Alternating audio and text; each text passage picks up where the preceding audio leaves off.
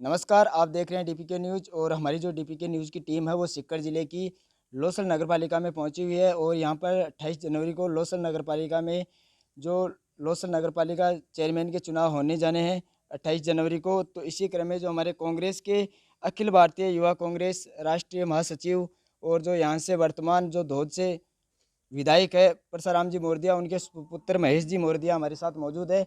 सबसे पहले आपका डीपीके न्यूज़ में स्वागत है। धन्यवाद। सर, आगामी दिनों में अब 28 जनवरी को चुनाव होने वाले हैं। पहले से लोसर जो नगर पालिका उसमें कांग्रेस का बोर्ड बना हुआ है। इसके बाद में जब अपन आगे एमएलए की बात करते हैं तो आपके पिताजी इस समय दौद में जो है विधानसभा उसमें एमएलए के बतौर हैं। तो आपको कहाँ तक इतना अनुभव है या कितना आपको आश्वासन है कि इस बार भी है वो नगर पालिका लोसल है उसमें कांग्रेस का बोर्ड बनेगा? निश्चित तौर पे 5 साल हमारा कांग्रेस का बोर्ड रहा है, चेयरमैन कांग्रेस का रहा है। 5 साल में जो भी हमारा मैनिफेस्टो था 5 साल पहले उसको हमने पूरा किया है। जी। चाहे महाविद्यालय की बात हो, चाहे या पार्क की बात हो, चाहे सभी वार्डों में काम की बात हो, चाहे वो कांग्रेस के पार्षद रहा या नहीं रहा, लेकिन हमने बिना भेदभाव के सभी वार्डों में काम किया है। और निश्चित तौर पे जो हमने सीटें दी हैं, बिल्कुल साफ छवि के नौजवानों को, अच्छी छवि के लोगों को, बुजुर्गों को टिकट दिए, पूरा तालमेल करके 36 कौमों को हमने साधने की कोशिश की है और निश्चित तौर पे पुनः कांग्रेस का बोर्ड बनेगा।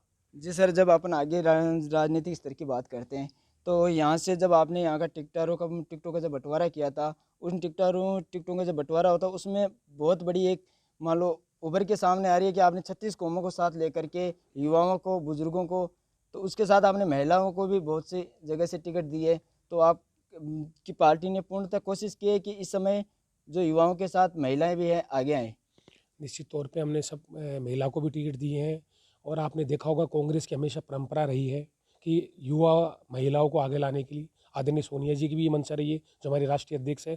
और आपने देखा होगा पिछले समाचार पत्रकारों में भी आपने देखा होगा कि क्या हालात बीजेपी में टिकट को लेके असंतोष रहा है। हमारे यहाँ कांग्रेस पार्टी में ऐसा कोई असंतोष नहीं है और निश्चित तौर पे मुझे पूर्ण आश्वस्त हूँ कि 35 सीटों में से लगभग सीटें हम कांग्रेस जीतेंगे और कांग्रेस का बोर्ड बनेगा।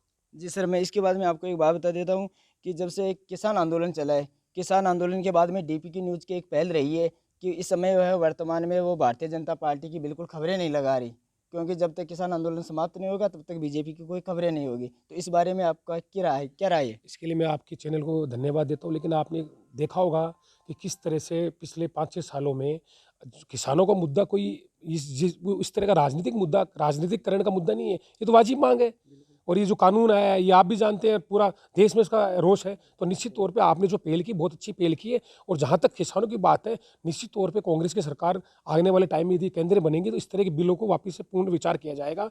अभी भी आप देखो पिछले 45-60 दिन से किसान वहाँ आंदोलन पड़ा हुआ है, लेकिन कोई बातचीत नहीं है।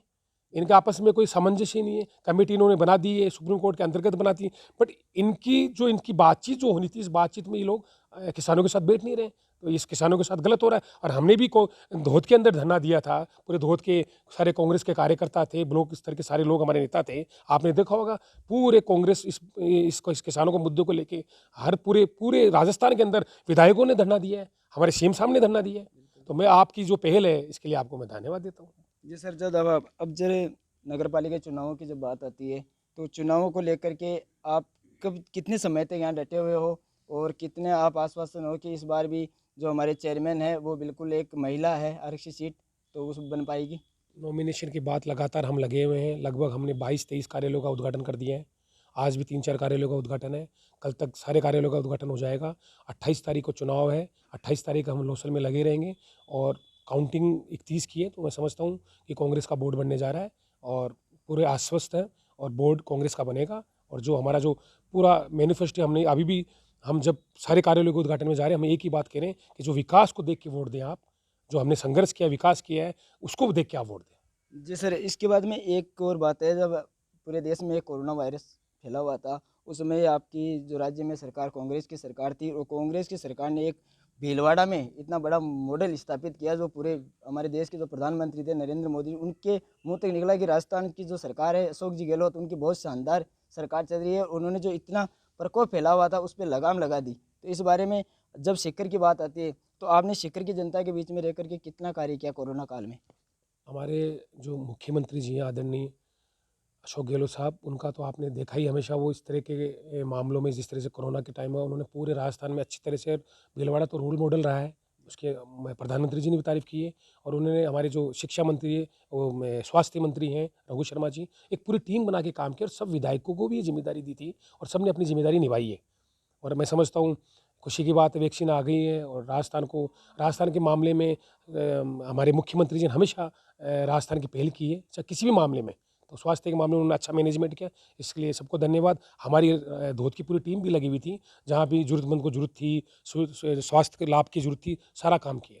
और मेरे साथ में यहाँ के हमारे ब्लॉक अध्यक्ष मांगेलाल जी बराला हैं, हमारे पूर्व चेयरमैन बाबूलाल जी कुमाऊत है, बंटी खेतान जी, महिपाल जी जिगर जी, पूरी टीम आप देख रहे हैं, युवा नौजवान गणेश काबरा जी हैं, रामोतार जी हैं, मेरे पीछे धोत के सरपंच अमर सिंह जी हैं। तो ये सारी टीम लगी हुई थी, बिल्कुल।